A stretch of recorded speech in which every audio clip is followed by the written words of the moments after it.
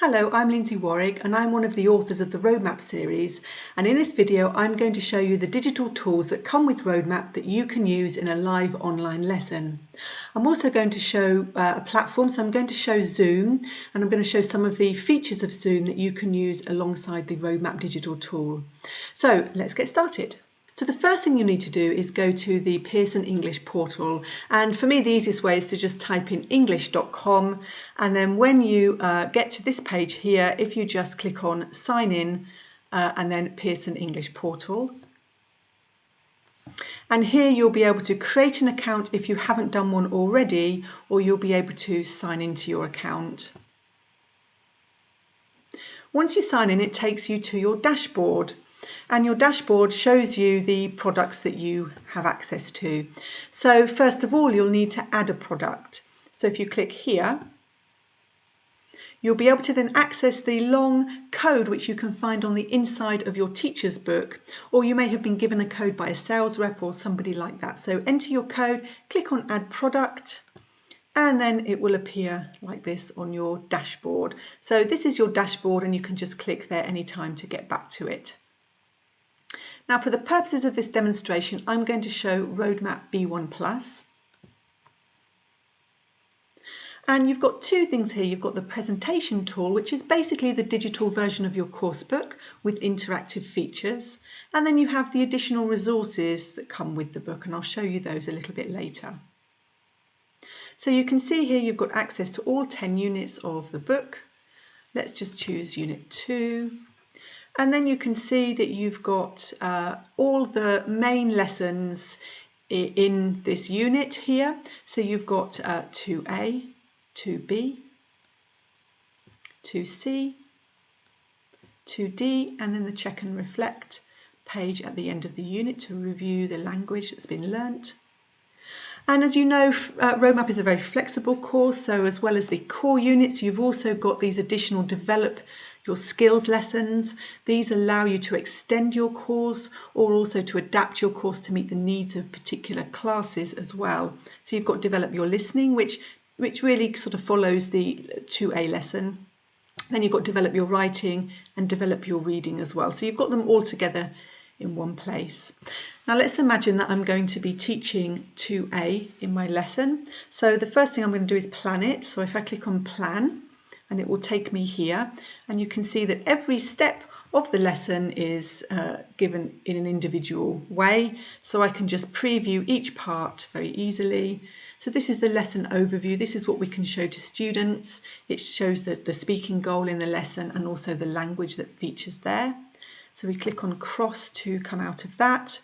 And next to preview, we've got notes, and these are the teacher's notes that you can access. So that's why you're using this to plan your lesson. So if we go to vocabulary 1, we'll see that this is the lead into the lesson with discussion questions based on the images. And again, you've got the teacher's notes here as well, with tips for weaker classes and so on. If you want to access the teacher's notes all in one go, you can just click on View Full Lesson Plan, and then you can see it all step by step, but in one place. And of course, you've got here, you've got teaching tips, you've got advice for weaker classes, for stronger classes, you've got the answer key, and so on. So optional extra activities, you've got everything you'd have in the teacher's notes are here. So that's what you would use to plan your lesson. But actually in the lesson, you're not going to choose plan, you're going to choose teach. So if we go down here, we'll click on teach. And this is what students will see. You're in your platform. I'm actually in Zoom now. I'm sharing my screen with you, which I'll show you a little bit later. So this is what you can see, and this is what I can see. So we're all looking at the same thing. So we can navigate through each part of the lesson step by step in two different ways. Firstly, we have this option down here called Lesson Flow. Now if I click on that, because I'm on my laptop, I can't see all the parts because I've got my menu bar in the way here. So it's very easy. You just go over here and click on full screen. And then when you click on Lesson Flow, you'll find that you can see it all very clearly. So we've got the lesson summary. We can then just click on vocabulary 1, then we've got vocabulary 2, and we can just move along that way. Some of these exercises are interactive, so we can give students time to do them. They might have their book, they can access that, or they can look here on the screen. And then when you're checking answers, you can actually either drag and drop or type the answers in. So this is an example of one where you type, so you can nominate a student to give an answer, and then you could perhaps type it. And then once you've done that, you can check the answers, and we can see that we got those two right, but oh dear, we didn't get those right. But you can show all the answers. So actually, you could very simply just show all the answers and then get students to actually check their own, and then you could ask them which one, were there any you struggled with, are there any you need help with, and so on. It makes them a little bit more independent that way. So the lesson flow, yep, this is how we can follow on, but I just want to show you before I show you the second way, just that if we're doing listening, or if you're showing a video, then you can very simply play it within the program here. So you've got the tool open, you just play it here. You don't need to go somewhere else for audio or video, it's embedded here, so it's very simple to use. Unit 2, Recording 2. I'm learning Spanish at the moment. Okay, and so on. So you should be able to hear that. So that's the audio. Okay, so lesson flow is one way to move through the activities. A second way is by using this toolbar here, and it's the page view. So if I click on page view, then I get the whole spread of the lesson, and you can see these little yellow circles with stars in the middle. So then you click on each one, and it will take you to the particular exercise that you want to do. So some people find this easier. Oh, wrong one. So some people find this easier, and some people prefer to use the lesson flow at the bottom. So you have two options there, which is good. Let's look a bit more detail in this. So we can start, if we start from the top, we've got teaching tools. So we've got some nice opportunities here to annotate on our digital tools. So, if we want to, I don't know, circle something, underline something, perhaps there's a particular feature of language in a sentence that you want to highlight. So you can draw. You can also highlight, actually, and again, you've got different colours, different sizes. You could also hide something if you wanted. So, sometimes students get distracted by what's on the screen, so you might want to hide the options for now, for example. You might want to ask them, elicit the main purpose before you then reveal the two options for students to choose from. You can erase it all. And you've got some really nice widgets as well. So we've got a timer widget. So here, and by the way, if you want to move this, you just move it by dragging this here. So this is the timer tool, so you can go up and down in terms of time, and then you just click on play and it will start to count down, or you can use the stopwatch and you can count up. So that's the timer, which can be very useful to keep people on track. And then if you're playing a nice team game, so let's imagine that, you can play team game, sure, you can put students into pairs or threes. You can give each pair, a question, a vocabulary review question, for example. They have 10 seconds to quickly collaborate and answer. And then if they get a point, you give them a point. And you can add teams here, and you can keep adding the scores and so on. And then the last thing is a dictionary, which is very good for independent learning. So let's type in widget. So it comes from the Longman Dictionary of Contemporary English. So you've got the definition, you've got example sentences. In fact, you've got lots of example sentences from the corpus. So it can be really, really useful for, directing learners to be more independent. So rather than asking you the information, but, having a look at it themselves. Also, if you want to show some more examples of language in use, then this is a really excellent tool to use.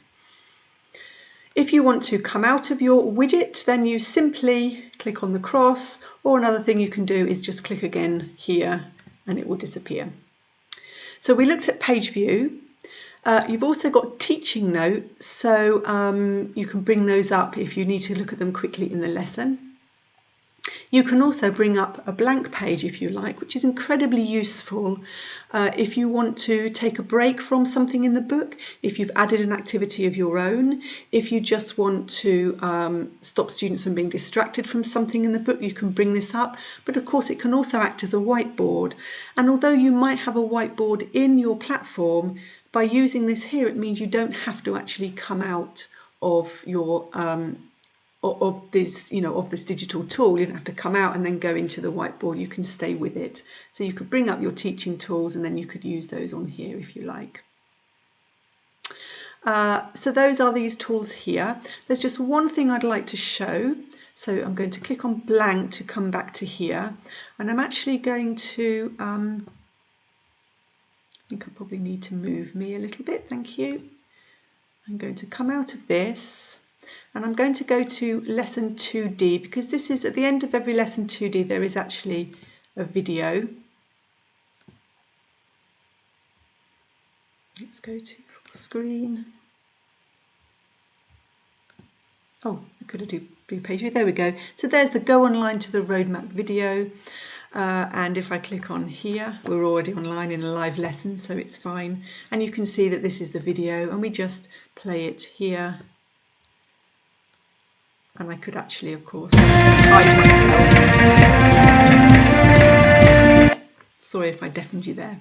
So you just play the video from within here as well. And then we can make that smaller. Okay, so that's really the digital tool that comes with Roadmap that provides you with the resources to do your live lessons online. So this is what you will show students.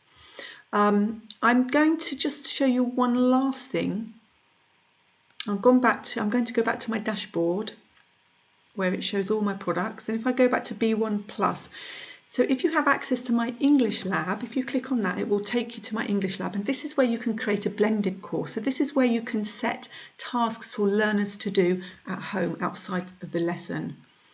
And of course, what you can do here is you can actually create courses and invite students to join your course. And you can actually set assignments by particular dates for students to complete if you want, or they can choose the ones that they want to do, of course. If you set assignments and even if they're doing activities themselves, you can follow their progress in the gradebook. And it's very, very useful because it provides information to you about how well your students are doing, what they've struggled with, and that can therefore inform future lessons. So just very quickly then, if we see, we were looking at Unit 2, weren't we? So you can see here that you've got you've got additional exercises of the vocabulary, grammar, and functional language from the main unit, from the lessons.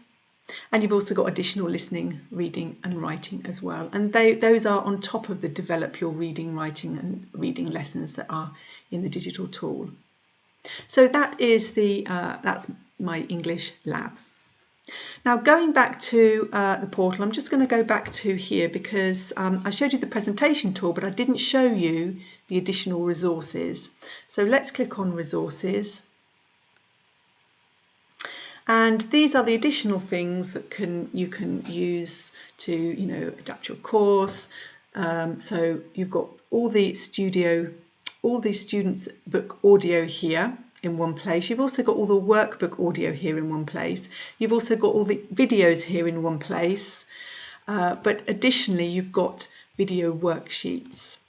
So if we go to Unit 2, you'll see here that this is the video that goes along that roadmap, goes alongside that roadmap report. So you can download this as a PDF. And you could actually send this to students before the lesson so they can complete it while you're in the lesson. Additionally, as well as the video worksheets, there are lots of other materials. As I say, it's a very flexible course, so you can bring in lots of different material to help the particular needs of your class. We've got tests here, so we've got unit tests, achievement tests, mid and end course tests. You've got all the audio and the answer keys, and you can actually download them as PDFs but also Word documents, so you can amend them to suit the needs of your class. And again, you can send them to students to do at home. You can ask them to do them in test conditions. You could, I suppose, arrange a time after a lesson. You could say, right, we're going to end the lesson. I'm going to give you 45 minutes to go away, do this, and send me the answers if you want to create test conditions. Photocopyable activities, these are the ones that you get, so we've alongside the main lessons. So we've got 1 vocabulary and 2 grammar photocopyable activities for every lesson in the book. So that's a lot of additional material. 1 grammar worksheet actually is suitable for kind of homework type practice, but the other 2 are very communicative, so they can be done in the classroom. We've also got mediation worksheets where every worksheet guides students towards a mediation skills goal. So they're very useful as well. Then we've got additional pronunciation worksheets to go alongside the pronunciation in the main lesson. So again, you could send these to learners before the class so that they can refer to them in the lesson. And there's some additional material here that you can take a look at. The mobile app, for example, provides even more practice for learners, and you can click on that and it will take you to a link to download it. So these are the resources that you can use alongside your presentation tool, which is basically your course book, created in an interactive way that you can use in your live online lessons. So I've shown you all the digital tools that come with Roadmap, but let's now have a look at platform features, and let's have a look a little bit more carefully at Zoom. So I've been joined in Zoom by 2 slightly camera shy students for the purposes of demonstrating how we might use our Roadmap digital tool in a tool like Zoom. So the first thing we're going to do is use the share screen option, because that means that students can see what is showing on your computer or device. So when we bring up the presentation tool on our computer or device, that's what students will see. So we click on share screen, and in Zoom we then need to click here on screen. Now there's something we need to check before we do that, and this is the little tick box down here, because actually I've got it ticked but it's not automatically ticked, and this is where you share your computer sound. So tick it to make sure that if you play audio or video, students will be able to hear it. Once we've done that, if you just double click on screen, and now you should be able to see what I'm seeing on my screen. So actually, if I go to presentation tool, I go to my lesson, and then I click on teach, and there we go. Now we can go through each of our lessons, each of our stages of our lesson one by one,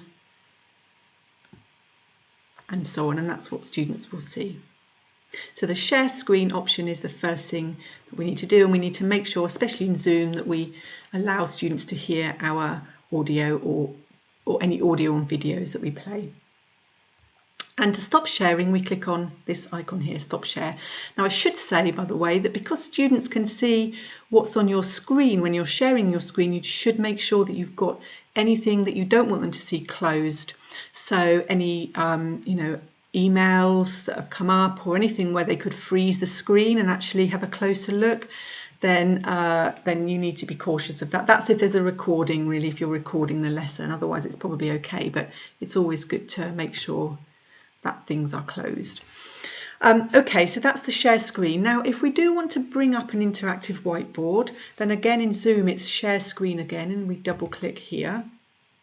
So this can be useful for obviously things like highlighting form of language, perhaps highlighting pronunciation features of language, recording new vocabulary, all of those things that we might use a whiteboard for in a face-to-face classroom, recording errors heard when monitoring speaking activities, noting down good uses of language heard during speaking activities. And you've got a few different tools here, so you can type, for example, so then you can elicit the error. You've got a chance to change the colour. You've got draw options, so you could underline certain things here. You've got stamps, so you could, if you're happy with a sentence, because students can actually type onto this as well. So you could ask students to type a sentence, and if you're happy with it, you could put a little stamp. You've got a spotlight here, so you can highlight certain things more easily. It just makes the mouse a little bit more visible.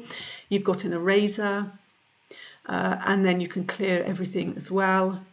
You can save your whiteboard. Very useful to provide a recording to students after the lesson. Also very useful if students have missed the lesson as well. So that's the interactive whiteboard that's available in this particular platform. Then we have the chat box, and chat is very, very useful in online lessons. In fact, I think it's a tool that we sort of miss a little bit in the face-to-face classroom. So I'm just going to click here. What it does is it allows everybody to type a message to the whole class. So at the beginning of my lesson,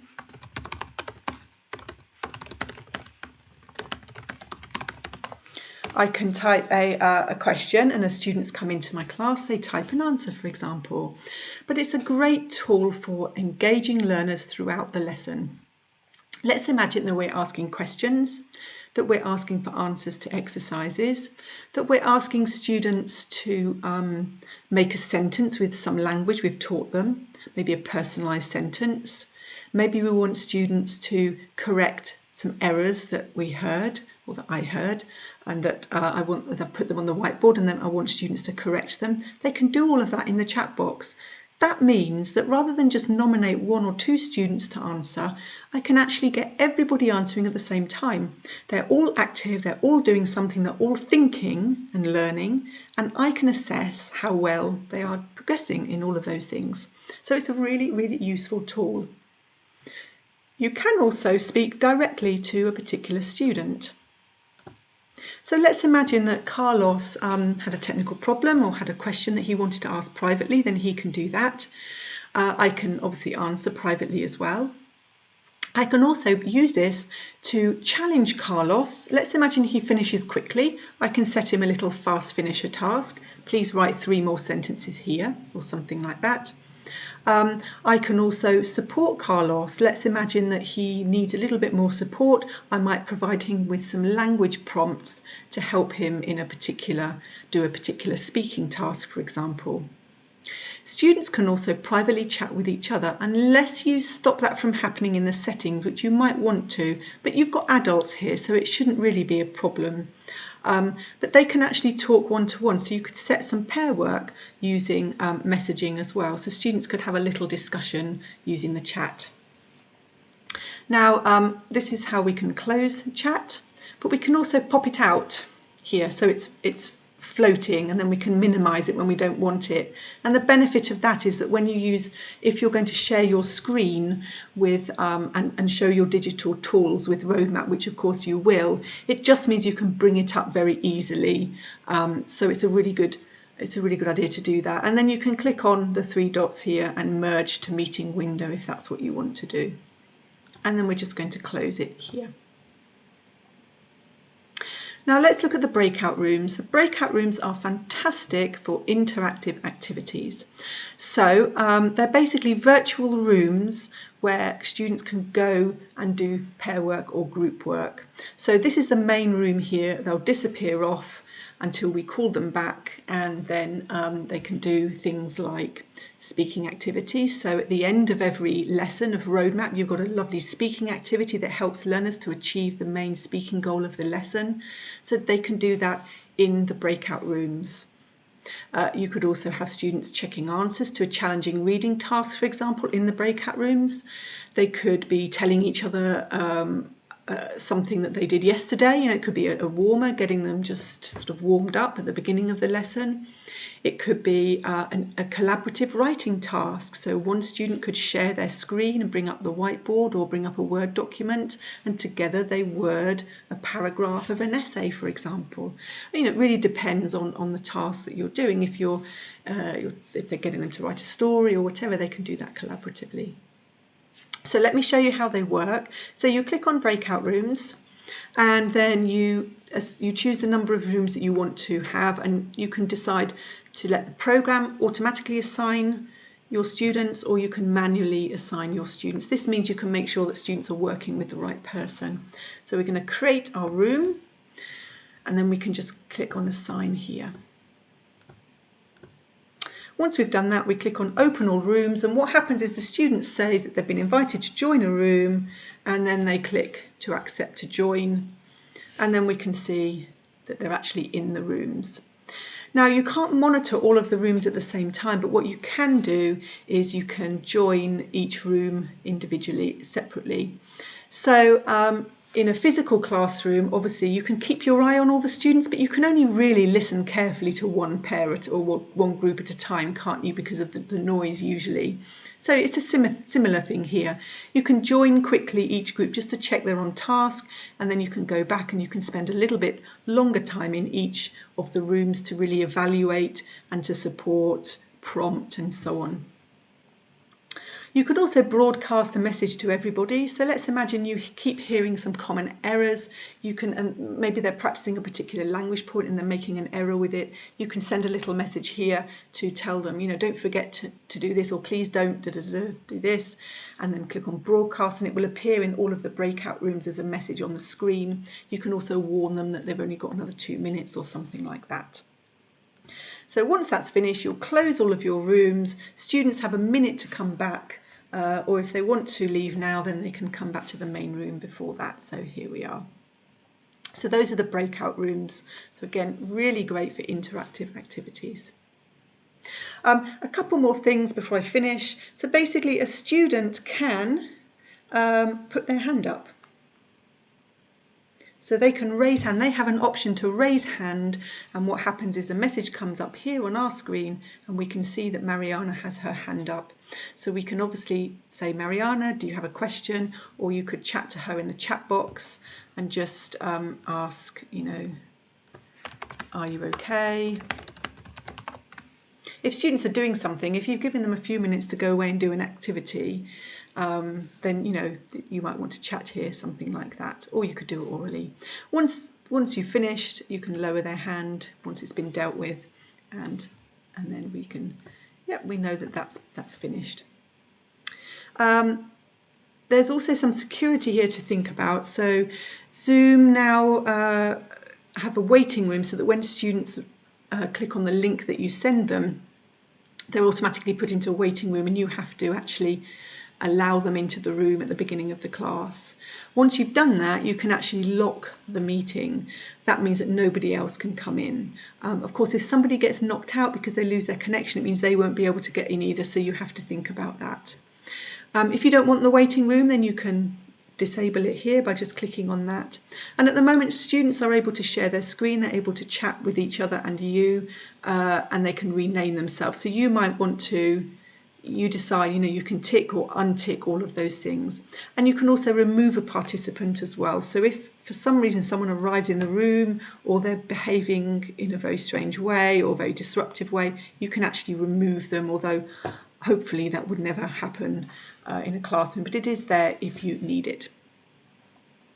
So I have shown you then the digital tools that come with the Roadmap series, and I've shown you how you might use them within a platform like Zoom, how you can share your screen to show them with your students, and also how you can use some of the platform tools alongside the Roadmap digital tool to provide hopefully really engaging and really interesting lessons.